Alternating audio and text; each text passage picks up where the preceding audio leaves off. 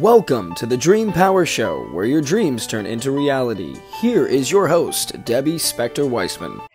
I don't know what time it is where you are, but on the Dream Power Show today, it's dream time. We're going to be talking all about dreams with Dr. Dream herself, Kelly Sullivan Walden. What can I say about my dear friend and mentor, Kelly? Well, she's one of the country's foremost dream experts, enriching thousands of lives from Fortune 500 executives to stay-at-home moms. You've seen her on Dr. Oz, you've heard her on Coast to Coast, and on her own show on Unity Online Radio. She has a monthly column in First for Women magazine, has written tons of books, and is the founder of Dream Life Coach Training, which is where she taught me how to achieve my own dream life. Well, I could spend the entire program singing her praises, but for now, I'll just say, welcome to the Dream Power Show, Kelly. Thank you so much, Debbie Spector-Weissman. I want to ask you about something that was one of the first things you taught me when I was learning to be a dream life coach, and that's about dream declarations. So can you explain what a dream declaration is and why it's important? And simply put, a dream declaration is something that you want your dreams to help give you guidance on. Even like physical help or something material or something that's going on in your life. It's like saying, dreams, help me figure this thing out. Or it can be more lofty. It can be more like a mission statement about what you want to manifest in your life. If you're working on a book or you want to have, you want to meet somebody that you want to fall in love with, you create a declaration out of it. So it's commonly thought of in dream circles that you set a strong intention before you go to sleep for what you want your dreams to help you with. I like to say that a declaration is an intention on steroids. The founding fathers created the Declaration of Independence, not the intention for wouldn't it be nice if there was independence. It was the declaration, and thus it happened. So to me, a declaration is just a stronger intent. And I think most people don't realize that they can have some kind of a say in what happens in their dreams. It's almost like we go into a dream, our dreaming, our sleeping, and we let go completely, which is great and fine. But I think right before we let go, we can plant a seed and say, P.S., give me some dream that can help me with my marriage or with this new book I'm writing or with my business. So when you interpret a dream in the morning, when you have some dream that you grasp upon awakening, you can imagine that that dream is an answer to your question or to your declaration. It's giving you an insight toward that thing that you asked a question about. Let's say somebody wants to make a dream declaration. What's the process? Simply put, connect with what you're yearning for right now. What feels like it could be on, like if you're like where there's a pain, where there's an ache, if there's a physical symptom or something happening. And it's like, we all know what our issue du jour is. We all have one. Even if you're having the best day, you're like, yeah, but my mom is hurting, or yeah, but like, so what's the thing that feels like your weakest link? This could be a clue. This is one way to set a dream declaration, to envision that thing that is out of balance or not going as well as you would like it to. Imagine that can be the thing that you request to be the thriving thing. So let's say you circle the part of you that is that's challenged. So that becomes the focus of your dream declaration. So for example, I might write, let's see, what would I would write about? I'm wanting to come to New York, Debbie. I didn't tell you this, but I'm planning to come, but it hasn't come out altogether. So this is a very simple thing. And this isn't coming from pain, but it's coming from something I haven't manifested yet. I've got some good reasons to want to come to New York for 5 weeks. So I can feel it like buzzing in me and I'm wanting to manifest it. So my dream declaration would be, okay, dreams, I could write this down like this: dreams, show me either if going to New York is in the highest good, or help me figure out how I can manifest this in the best, most graceful way for the best outcome. So you can write like an actual affirmation that relates to that thing that you're wanting, or that thing that you want to get back in balance. I was having an argument with my sister a couple weeks ago, and my dream declaration was, sometimes I just do this. My sister, we have a problem, fix it. Dreams, like, just, that's the issue. I want my dreams to help me fix. Get to it. Sometimes my dream declaration is that simple. Fix it. Do it. That. Go. And then I wake up in the morning and there's some dream that I feel like is a healing salve, or it's a next step. I mean, like what you did, I don't know if you set an intention before your Michelle Obama dream, which I hope you share with everyone, because we got to talk about it in the previous conversation we were having. But that sounds to me like the kind of dream that would come in response to some kind of dream declaration. Was it? Honestly, no.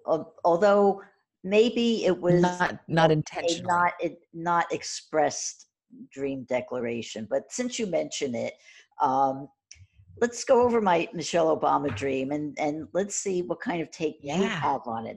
I'll tell you the dream, and I'll tell you what I got out of it, and see, because perfect. Because that one person's dream is everyone's dream. You may get something totally. You will get something totally different out of it, because what I got was very personal. But here we go. Here's right. Okay, in the dream, there was a convoy of trucks carrying bombs or some kinds of explosives. Somehow, Michelle Obama was hit by one of these exploding bombs. She suffered a dental injury and an arm injury. I turned on CNN to get more information about this, but they had nothing on about it at all. Then I was in a room and opened a door to see a man who had also heard about this incident. He cried, asking, "What's happening to our world?" I cried too.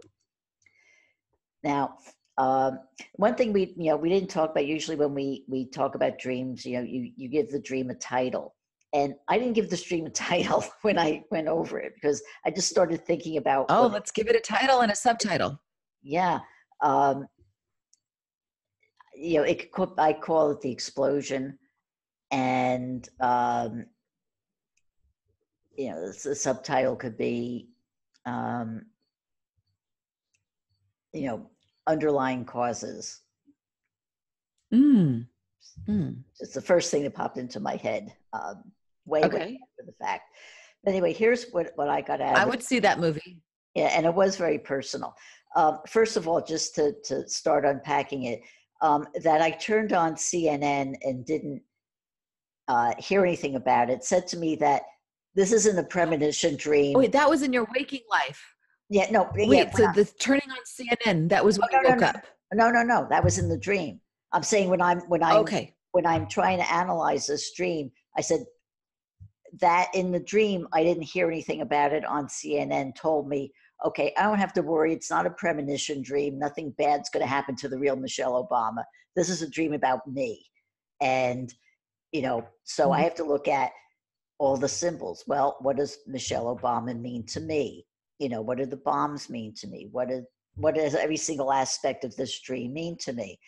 So I took this to mean that, Michelle Obama is somebody I think is, it's somebody I admire, and somebody I feel is very articulate. So that she had a dental injury meant that there was some problem with expression, self-expression.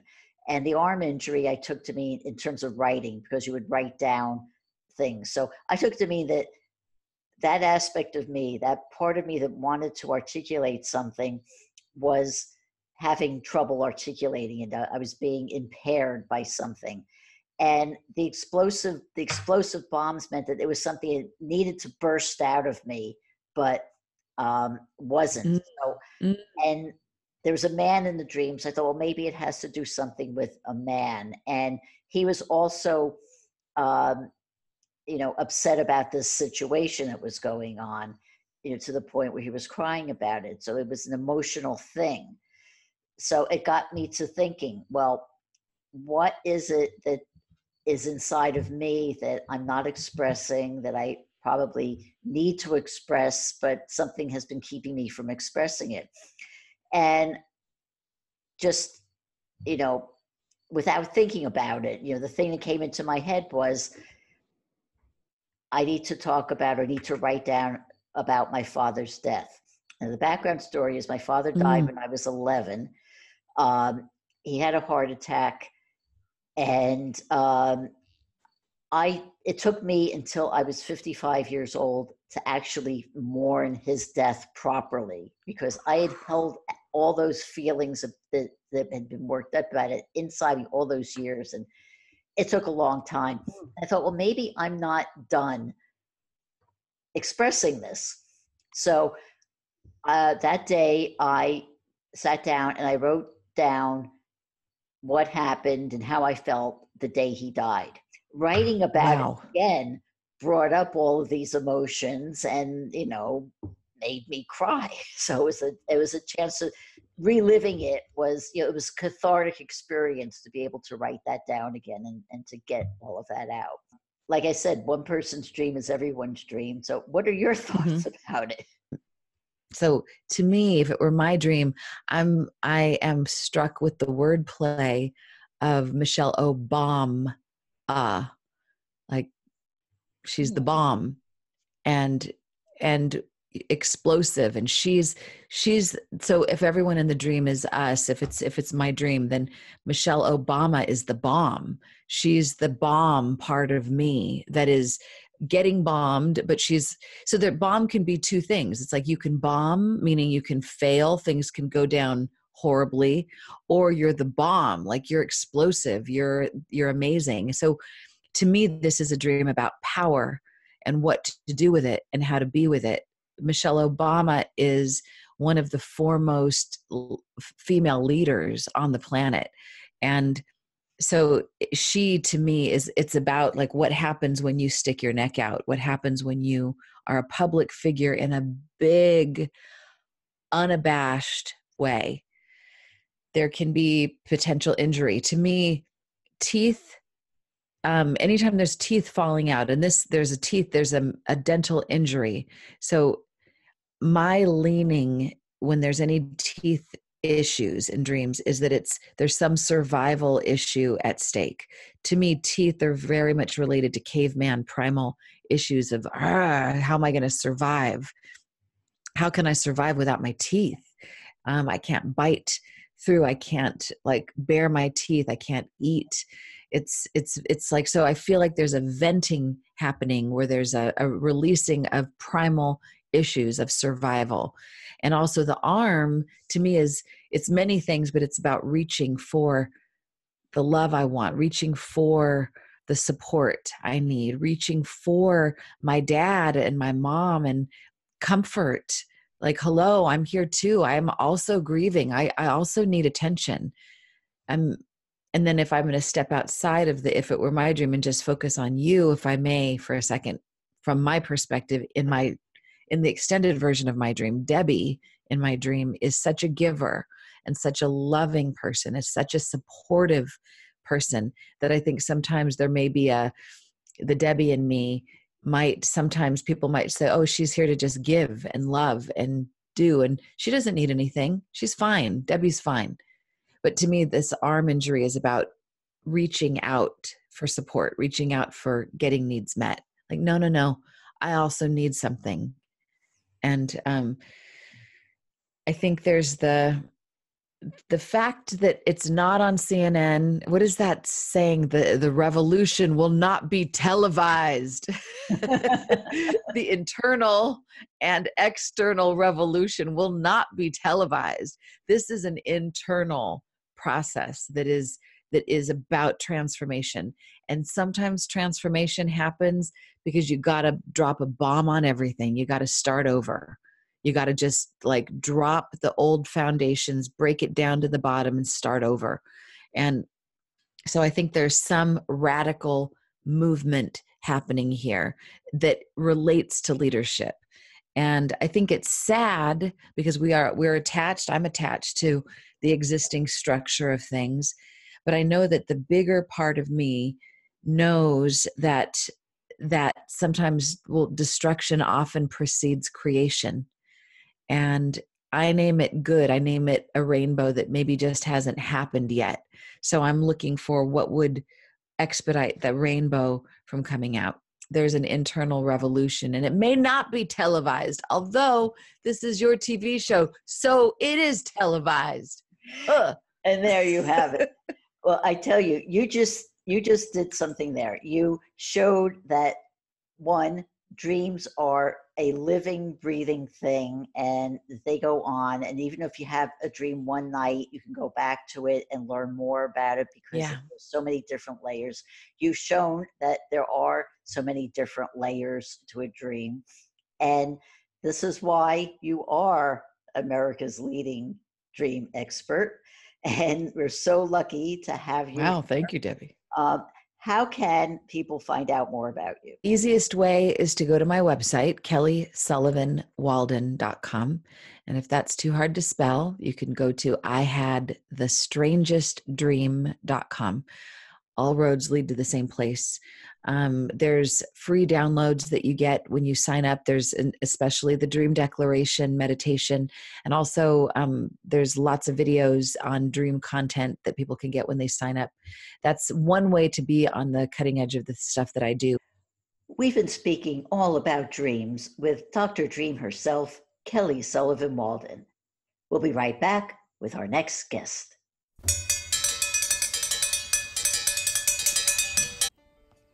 When is a car not a car? When it shows up in your dreams. Cars are one of the most common dream symbols. If you don't know why you're dreaming about cars or any image, it can leave you confused or scared. But that dream could be a solution to a pressing problem, or an insight into a solution that's been bugging you for years. Go to my website and sign up for a complimentary discovery session, and I'll help you understand why a dream is a terrible thing to waste. Living your dream life is not only about increasing the joy in your life. The next step is to find ways to pay it forward, to help others achieve their own hopes and dreams.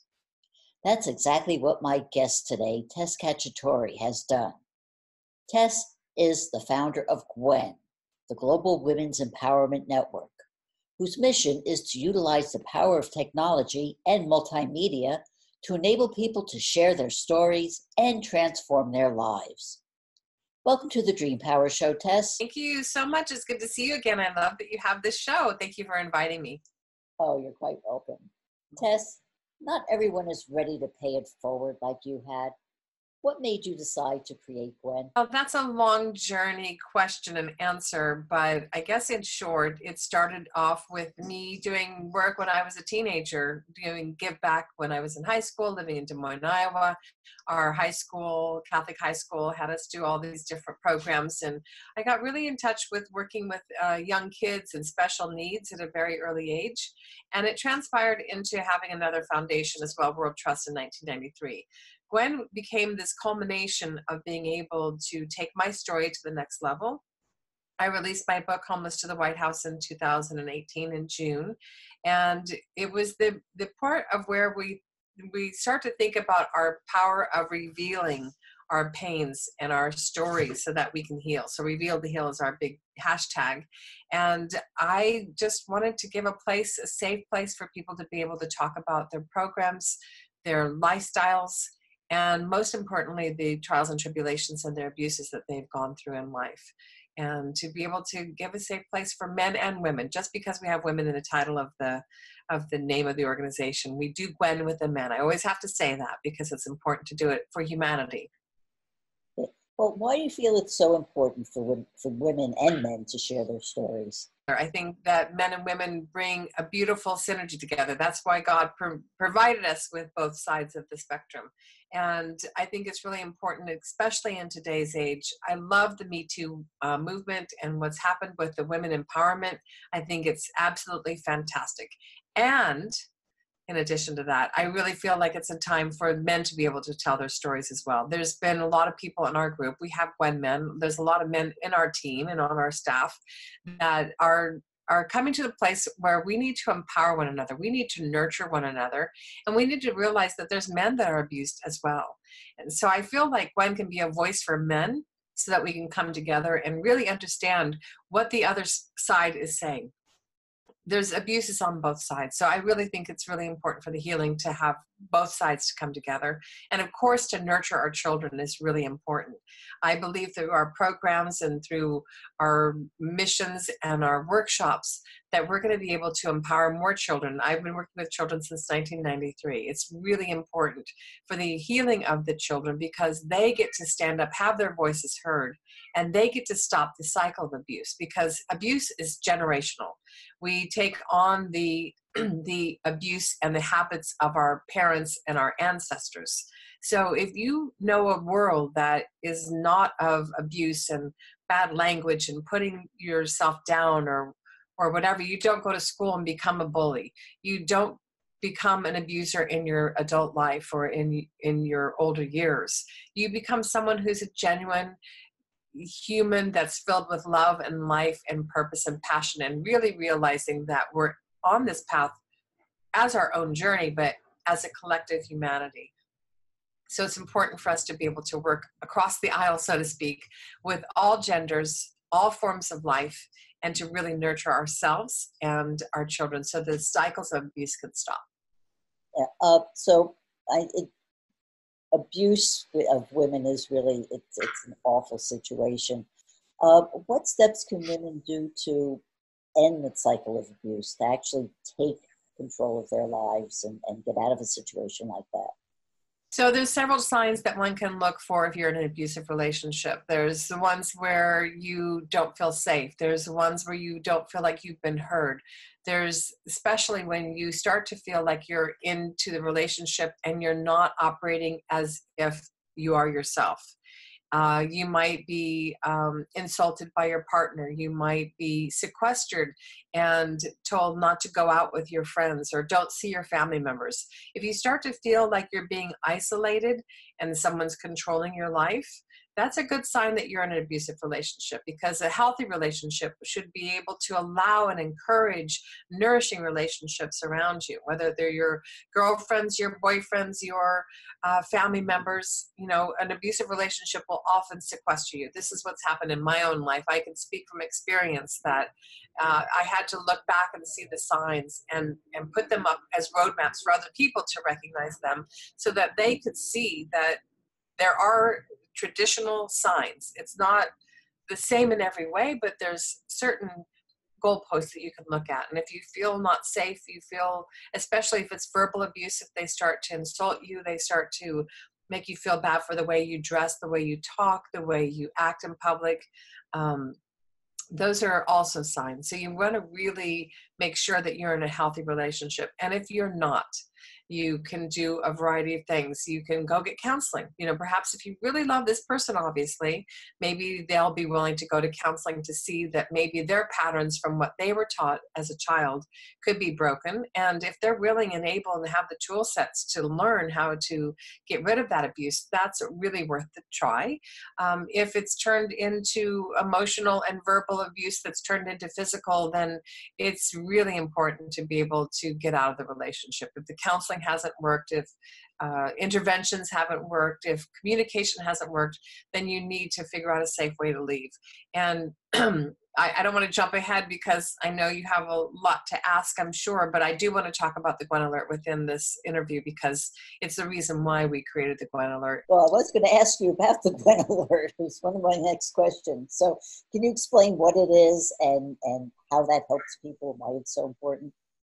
So the Gwen Alert for me began in 2012. A very dear friend of mine introduced me to Brad Zutot, and Brad and I just sat down and started mapping out what would this alert be that could give a safe place for people to tell their close members of their friends and family that they're in trouble.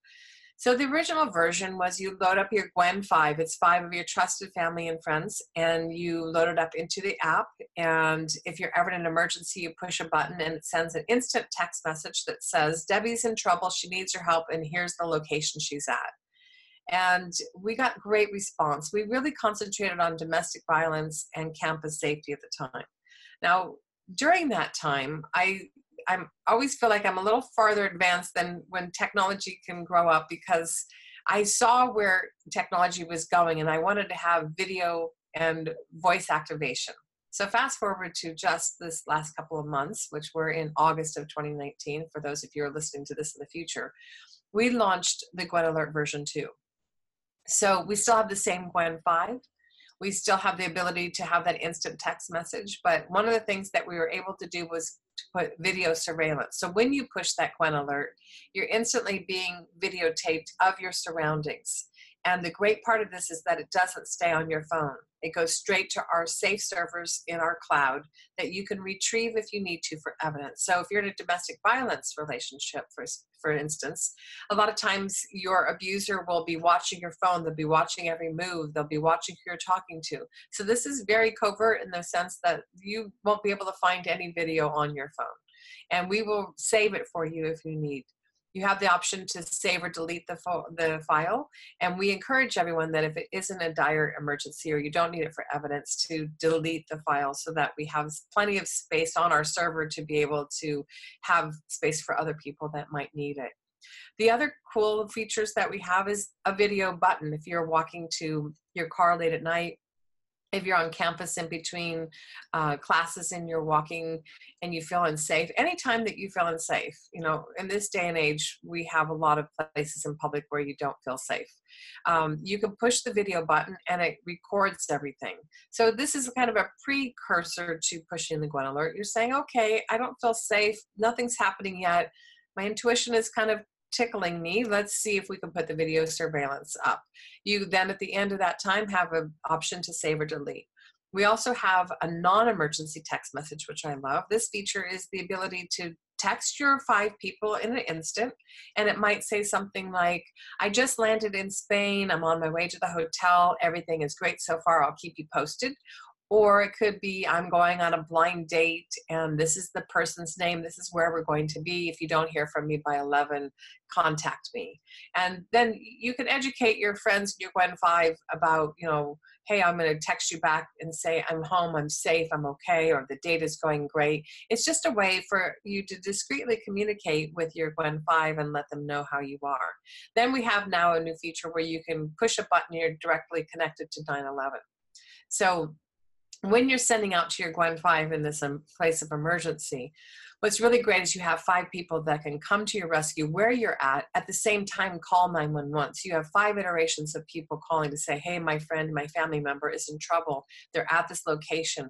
And it gives a lot of support into one direction. A lot of times when we're in major cities like we are, then we have the problems of time of getting through to 911 because it takes a long time to respond, or maybe it's even a remote area of the country. But if you have 5 people calling for that one call, there's a good indication that you're going to have some, you know, safe response. Also, in our times of need, in conclusion to this whole diatribe of the Gwen Alert, is that we unfortunately have much more use for the Gwen Alert than we have in the past. So not only is it about domestic violence and campus safety, where 1 in 4 young women are sexually assaulted during their time on campus, but also think about the increase of natural disasters. If you're in an earthquake or hurricane and you happen to click your Gwen 5 and you see, you know, there's a mass destruction of a building or whatever, you know, you can go to the authorities and say, I got a ping from my relative or my friend, and I know they're in there because we got the Gwen Alert. So I can tell you exactly where they are. So search and rescue can be able to respond to that accordingly. And as well, in the horrific times we're living in with hate crimes and public shootings, if we can have this safety tool in the palm of our hand and stay connected to our family members, I think it would be really a great tool to have. And the best part of it is you could go on your smartphone, go to the App Store and download it, and it's free. Tess, you're talking about Reveal to Heal, which is where people can share their stories with you. Can you give me some examples of some stories that have really touched you? One of the stories that I believe touched me the most, and I've just dealt with her this week on a continued part of a story, is a dear friend of mine who I've known for about 8 years, and I call her one of my dear Gwen gals. Her story began when she was age 4 and she was raped by her father. And it got worse from down there. That isn't bad enough, but as the story continues, she was continually sexually assaulted not only by her father, but her mother actually sold her to men in town for money. And around age 12, her father committed suicide, and then her mother would then marry one of the Johns. And he just makes me shudder every time I think of him, because what he did was he took these 4 kids, she's the eldest, and moved them to a 40-acre farm in Iowa, where I'm appalled by this because I grew up in Des Moines, Iowa. I grew up in the most beautiful, loving, safe communities. We kept keys in our cars and our doors unlocked. And to think that just 2 hours away in the middle of this nowhere farm town was a house on 40 acres where this man sequestered his evil wife and these 4 innocent children. And because she was the oldest, she took the brunt of all of it. And when she asked him, why did we move here? He said, because I don't want the neighbors to hear you scream at night. And when she told me that story, which was 8 years ago, this was the first conversation I had, I realized there's a lot of work for me to do. This is the tip of the amount of stories, and that is just the tip of the iceberg of this woman's story. And she's today. He actually went back to the place where she was tortured, and just this week went back and took pictures and texted them to me. And it's horrific to see how people treat one another. I'm so appalled of the abuses that are going on. So I feel like that's my purpose and my passion, to be able to not only tell my own story, but to me, it pales in comparison to all the other stories that are out there. So I have to really, go through that whole quagmire of emotions. Like, well, who am I to tell my story when there's much worse out there? Well, I had to go through that. Doesn't matter, we're not grading and rating these stories. They're all horrific, and how can we heal? So the Reveal to Heal came as kind of a rhyme, because I love rhyming.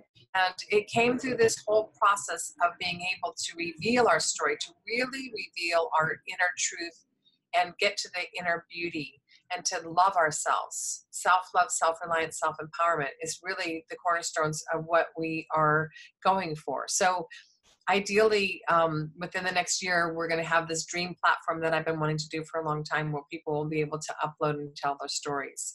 I think we started this about 4 years ago, and a lot of people weren't ready to tell their stories. But I think with technology and the way people are actually feeling more confident through social media to reveal their stories, I believe that that's going to be the way that we can heal. We've been speaking with social activist, entrepreneur, and the founder of Gwen, Tess Cacciatore. We'll be right back with our next guest. Hi, my name is Debbie Spector-Weissman, and I'm the host of The Dream Power Show. This is the show where we talk about dreams, both daytime and nighttime dreams, and how you can use them to create a life you love. Join us as we explore the world of dreams on The Dream Power Show. I was looking around my Facebook feed the other day and came across something that sounded interesting, something called the Book of Dreams.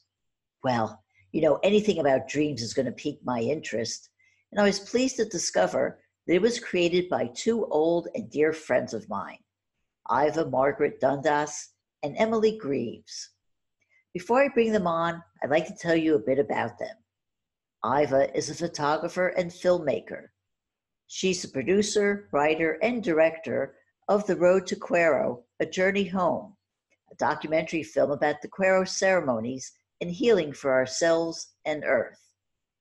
Emily is an artist, drawing inspiration from the celebrations and mysteries of life.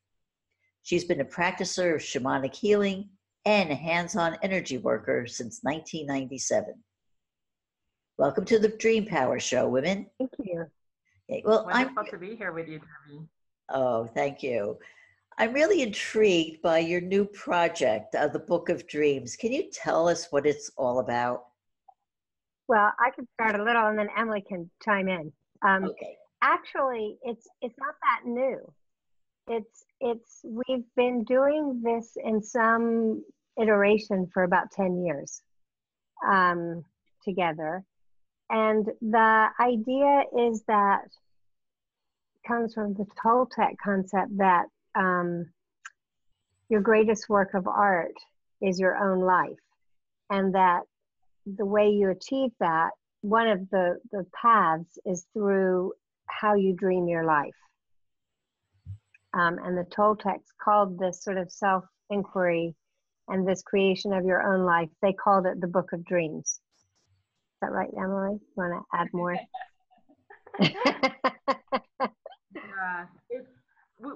As Iva mentions, we've been working together for about 10 years in this inquiry of how we can use our own innate creative capacity to direct us on a path during the course of our life to live a better life, to live a life of intention, to live a life of clarity, and to live a life that's always bringing us into connection with our own hearts and with all that is, something greater than ourselves, that in many traditions is actually called creator. So it's an inquiry into what is creator, what is creation, and how do we fit into that bigger picture through our own capacity for creative acts, and that we can use this tool that we have, which is really our mind, to begin to understand our relationship with creation and to use our minds as a tool for dreaming, so that we're actually in charge of our minds. We're fine-tuning our perception and our capacity to use our own intuition. So there's a lot of intuitive development and an inquiry into what is intuition, so that we're always looking towards creating our masterpiece. And that's a lifetime of work, but we're having very much fun along the way, and it's an honor to be able to help others come into this inquiry, because I think the more we do that as a collective, the more we can actually have hope on earth, especially in these rather dire times, for compassionate service, as we work together to awaken and to create the big masterpiece, which is all of our lives working together in harmony. I understand it. The Toltecs believe that we're dreaming all the time, and there's not really that much difference between our awake self and our dreaming self. Is that what you believe also? I certainly feel that we are dreaming all the time. I think that the two go together, the awake self and the sleeping dreaming self. The sleeping dreaming self, I think, like in your work, Debbie, brings up things that we might not be able to easily access in our daytime dreaming. But when you work with both together, the concept that you're dreaming, therefore you can be creating your life, influenced and informed by your deep subconscious, where sometimes the sleeping dreams emerge from, gives such a richer idea of this concept of dreaming. The dreaming, the daytime dreaming is more creative and perhaps comes from the heart and the mind, and requires self-reflection, whereas the daytime dreaming, the nighttime dreaming,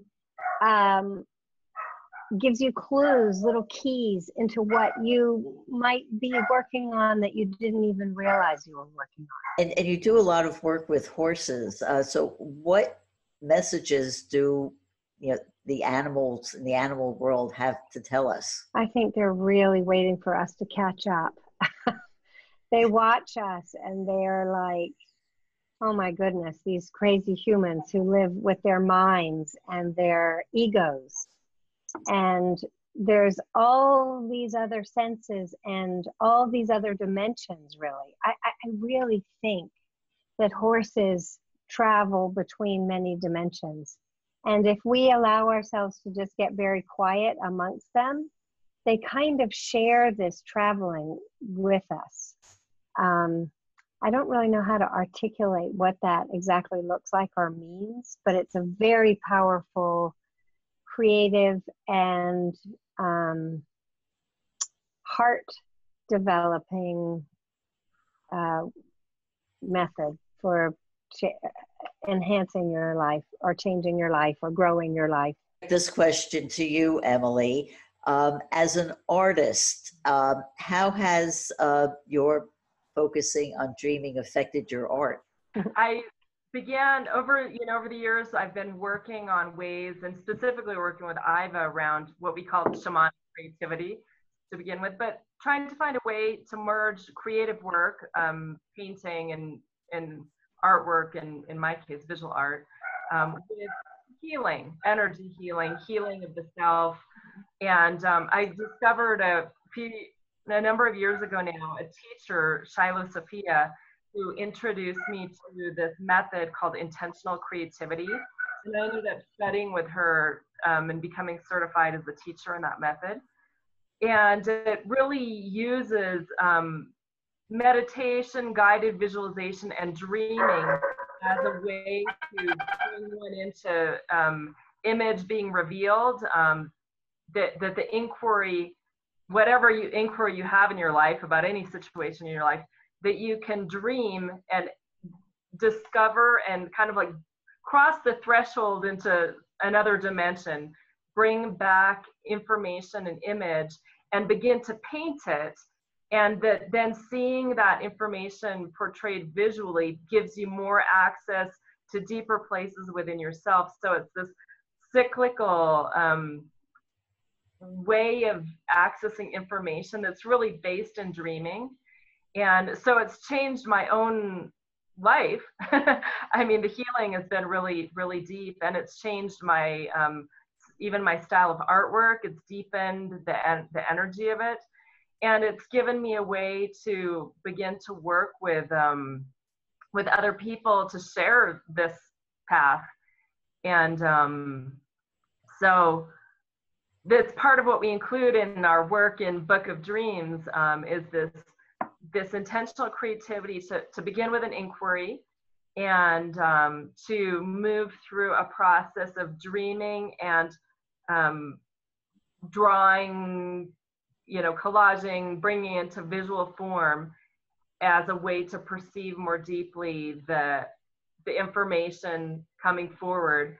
And it's kind of this beautiful dance begins to happen where people start discovering what lies beyond that portal, what lies in the realm of the great creation, and they begin to see it reflected as if looking into a mirror. And so it's affected me really profoundly, this notion of dreaming and creating as being really like 2 feet on the same path as a way to move forward. So. You have an event coming up soon that is actually inspired by the Day of the Dead. Can you tell me a bit about that? Well, Días de los Muertos, Days of the Dead, is my favorite holiday here in Mexico. It's like, I'll never forget the first time I was here for it. It just is the most colorful, aromatic, light-filled celebration of life, and a time of, portals opening, and a sense of the ancestors returning to be honored.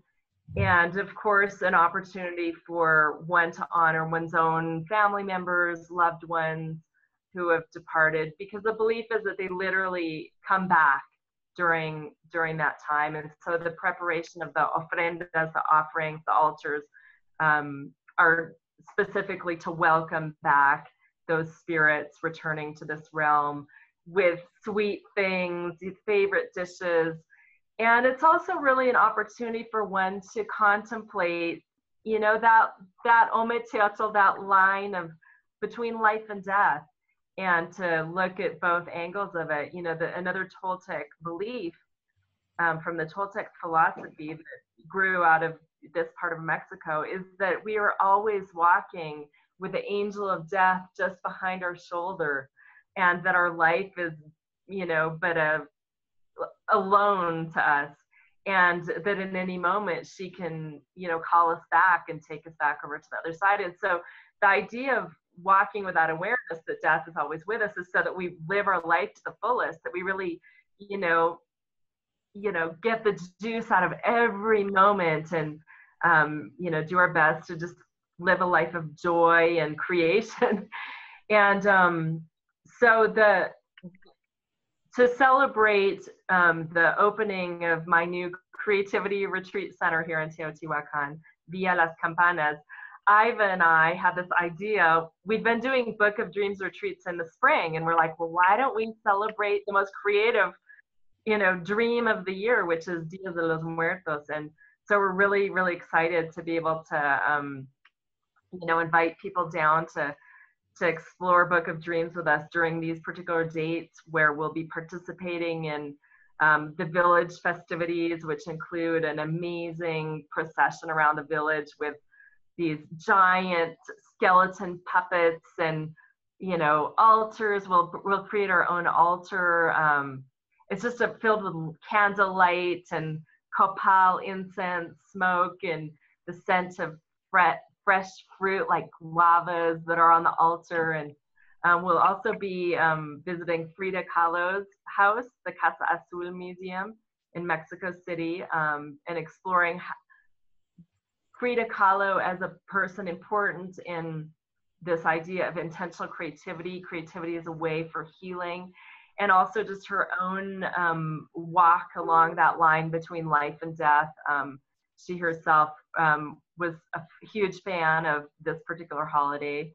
And so we wanted to incorporate in one of these great Mexican, almost like icon, I would say icon.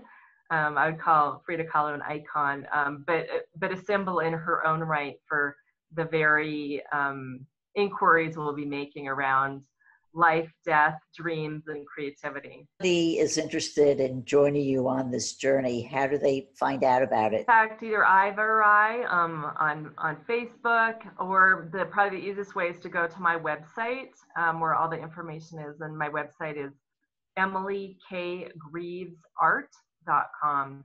We've been talking about dreaming and creativity with artists and healers Iva Margaret Dundas and Emily Grieves. We'll be right back with our next guest. Join me next time as I speak with these empowering creatives. Dream and sleep expert Sivia Gover, author of The Optimized Patient, Harvey Warren, parenting expert Karen Good, and relationship coaches Marla and Jamie Keller. Next time on the Dream Power Show. What I love about working with dreams is that for me, it's a quick way to discover things about ourselves that may be hidden without our even realizing it. But that discovery is only step one. As a Dream Life coach, I can help you understand how this information ties into your everyday life. Yet, there are times we have to go deeper to really discover the source of what makes us really tick. And I found that one of the most effective methods of doing this is hypnosis. Strangely, a lot of people shy away from hypnosis because they have a lot of misconceptions about it, especially when it comes to using hypnosis to gain access to our past lives. To help us understand how hypnosis, and in particular, past lives regression, can benefit us, I'm happy to welcome our guest today, Bryn Blankinship. Bryn is a certified master hypnotherapist, instructor, and director of her own hypnotherapy center. And she's the author of a new book, The Limitless Soul, Hypnoregression Case Studies into Past, Present, and Future Lives. Welcome to the Dream Power Show, Bryn. Thank you for having me on. For those who don't really understand how hypnosis works or what its benefits are, can you give us a brief rundown of what hypnosis is and why it's effective? So hypnosis is a great way to get into the deeper part of ourselves. What it's doing is taking us out of the conscious mind and into our deeper wisdom, that innate wisdom that's in each of us.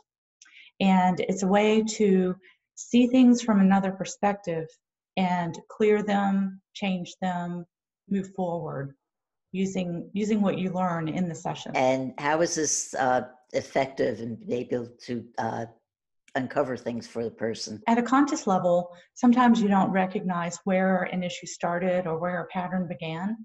And under hypnosis, you can go back to where that started. And that doesn't mean just current life. With this style of hypnosis, you can go into a past life or into the between and find out more about patterns that are carried forward, relationship issues, other things that you might not know consciously, but at a deeper soul level, you're aware of, because your soul is aware of all of your incarnations. So it's a way to go through your soul's history and identify issues, resolve conflicts. You can bring forward gifts, talents, abilities. You can release things that may be holding you back in your current life. The focus of your new book is on our soul and how we can access it through past life regressions to gain insights and resolutions to these long-standing issues. How do you define the soul, and how does accessing it help us? The soul is that part of us that stays behind when we incarnate. And we're in touch with that at a deeper level. The soul doesn't leave us, but a part of the soul comes here to this planet to inhabit these bodies and have these experiences. So my definition of the soul is that all-knowing wisdom that's within us, that it's always there, and it's always connected, and it knows what we need to know when we need to know it. How did you get interested in working with the soul in this aspect of hypnosis? I've always had an interest in reincarnation. Even when I was young, I would go to church with my family, and we would come out, and standing there with the preacher, he would look down at me, and I was about 4 years old. And during the service, I had been all ears. You know, I was just listening and taking it all in. So he would ask me, "Hello, what did you think about the sermon today?" And I would ask him, "Well, if we have life everlasting, where do we come from?" Well, my mother looked like she just wanted to crawl under the church steps. And I would hear the preacher stumble because he couldn't answer that question. And, you know, I've just over time had interest in reincarnation.